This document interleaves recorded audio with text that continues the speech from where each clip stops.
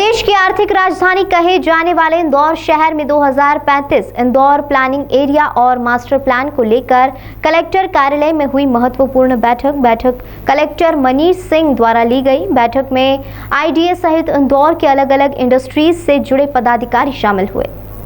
दरअसल जिस तेजी से इंदौर शहर बढ़ रहा है, इसी को ध्यान में रखते हुए इंदौर कलेक्टर मनीष सिंह द्वारा 2035 के मास्टर प्लान की तैयारी शुरू कर दी गई है। इसका प्रेजेंटेशन कलेक्टर कार्यालय बैठक में दिखाया गया। बैठक में आईडीए अधिकारी सहित अलग अलग इंडस्ट्रियल से जुड़े लोग शामिल हुए।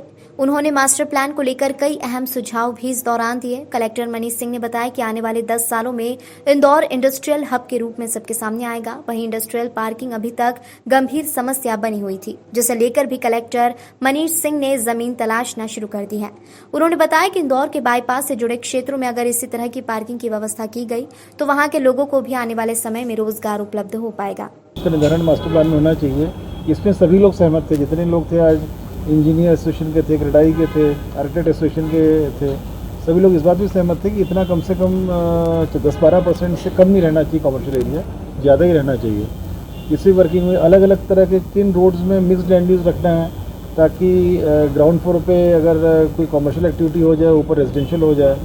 सुपर कॉरिडोर्स के प्लॉट्स में के बारे में चर्चा हुई कि वहाँ एक एकड़ के कमर्शियल प्लॉट्स दे दिए गए हैं, क्योंकि वहाँ कमर्शियल के अतिरिक्त अन्य एक्टिविटी परमिटेड नहीं है रोड से लगे प्लॉट्स की। इस कारण से वो डेवलप नहीं हो पा रहा है, इस कारण से विकास नहीं हो पा रहा है, इस कारण से लोग उसको खरीद नहीं रहे हैं। इन बहुत सारे विषयों पर चर्चा हुई है। फ्री करने की बजाय फ्री करने की भी बात थी। हाँ, ये भी बात थी कि लैंड यूज़ फ्री कर दिया जाए।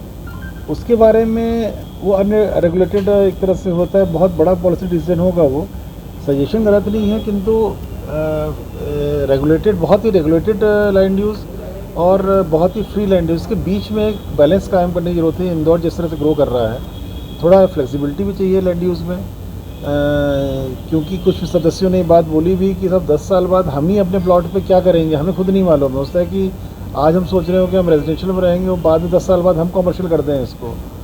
तो शहर की नीड चौड़ाई उसको भी और पार्किंग को लेकर किस तरह से चीज़ें आगे अभी तो मेनली ट्रक पार्किंग की बात हुई है।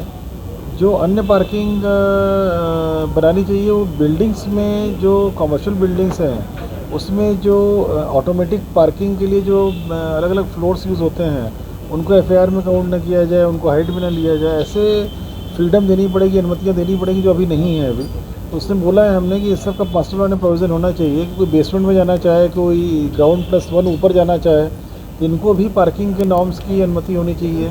छोटे प्लॉट्स पे मेज़नाइन फ्लोरिंग के बारे में परमिट करने के लिए हम लोगों ने पहले प्रस्ताव भेजा था, एक्सेप्ट नहीं हुआ था, उसको मास्टर में डाल कर आज हमने लोगों के बीच में चर्चा की कि यार क्या क्या कुछ होना चाहिए, सुझाव किस तरह के आए हैं और हम इसमें क्या इनकॉर्पोरेट करें। मास्टर प्लान की जो तैयारियों के पूर्व की टाउन कंट्री प्लानिंग किस प्रकार का इंदौर का मास्टर प्लान तैयार करें, इसके लिए अलग अलग स्टेक होल्डर्स से बैठकें और ये दौर चल रहे हैं। ये अलग अलग संगठनों से, आज जैसे मंडी एसोसिएशन के थे, व्यापारी एसोसिएशन के थे, इंडस्ट्री एसोसिएशन के थे और क्रेडाई के थे, इंजीनियर एसोसिएशन, बाकी आर्किटेक्ट एसोसिएशन, तो अपने क्लॉथ मार्केट से थे, तो बहुत सारे एसोसिएशंस के लोग आए थे।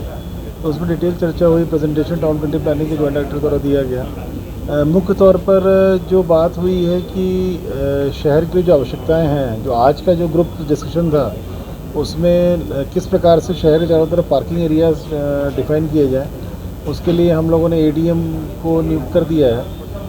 पवन जैन साहब उसको देखेंगे और जहाँ भी 15-20 एकड़ के पार्किंग एरियाज निकलेंगे उसको हम लोग मास्टर प्लान में ही पार्किंग एरिया के रूप में डिफ़ाइन कर देंगे और पार्किंग एरियाज़ के पैरामीटर्स भी डिफ़ाइन कर रहे हैं। एसोसिएशंस ने बोला है कि साहब हमारे पास पैसा है, हम खर्च कर देंगे पैसा और हम अपने ट्रक्स की वहाँ पार्किंग कराएंगे। तो अच्छी बात है ये। अगर एसोसिएशन सामने आ रहे हैं तो मास्टर प्लान में पार्किंग एरियाज़ को डिफ़ाइन करके उसके नॉर्म्स बना करके ऐसे नॉर्म्स रखेंगे ताकि एसोसिएशंस और भी मिल्स रहती हैं इससे रिलेटेड, वो मिल्स के लिए स्पेस एलोकेशन, इन सब में डिटेल चर्चा हुई है। और जहाँ मंडी शिफ्टिंग हो रही है उसी क्षेत्र में और दाल मिल शिफ्टिंग भी हो, उसी क्षेत्र में अन्य फ्लोर मिल वगैरह शिफ्टिंग हो, उस पर भी वर्किंग मास्टर प्लान में किया जाएगा। छावनी राज मंडी से अग्रवाल जी आए हुए थे, पुराने अध्यक्ष जो हैं, आपका सजेशन ये भी था कि राउक में जो रेलवे स्टेशन है वहाँ से रैक के लिए लाइन अगर यहाँ डाल के रैक बना दिया जाए तो ये कंपोजिट एरिया पूरा जो भाड़े में जो तकलीफ लाइन दी जाए और कितना स्पेस जहाँ रैक रहेंगे, कितना स्पेस गोडाउंस के लिए और रैक्स के मूवमेंट्स के लिए दिया जाए, उस प्रकार से उसको भी हम लोग प्रोविज़न करने का प्रयास करेंगे। उद्देश्य ये है कि जो शहर की मूलभूत आवश्यकताएं हैं उसका शहर के लोगों से चर्चा किया जाए, अलग अलग एसोसिएशन से, और उनसे चर्चा करके वो सारे पॉइंट्स इनकॉर्पोरेट किए जाए मास्टर प्लान में। हर शहर की डिमांड अलग होती है। इंदौर की डिमांड है कि इंदौर आने वाले समय में बहुत बड़ा एक हब के रूप में, कॉमर्शियल हब के रूप में डेवलप हो रहा है। जिस स्पीड से इंदौर चल रहा है, जो UDPFI गाइडलाइंस है कि 5 से 6% कमर्शियल एक्टिविटीज़ देनी चाहिए लार्ज सिटीज़ में, और इंदौर जिस गति से बढ़ रहा है यहाँ कम से कम 10 से 12% या उससे